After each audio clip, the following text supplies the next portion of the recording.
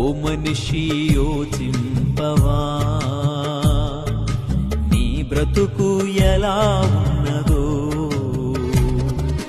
బలము చూచి భంగపడకుమా, ధనము చూచి దగా పడకుమా. బలము చూచి భంగపడకుమా, ధనము చూచి దగా పడకుమా. ఆ రోజు శ్రమ నుండి తప్పించే నాదుడు లేడు. అదే ఆ రోజు యేసయ్య ఉగ్రత రోజు. 7 ఏళ్ల శ్రమల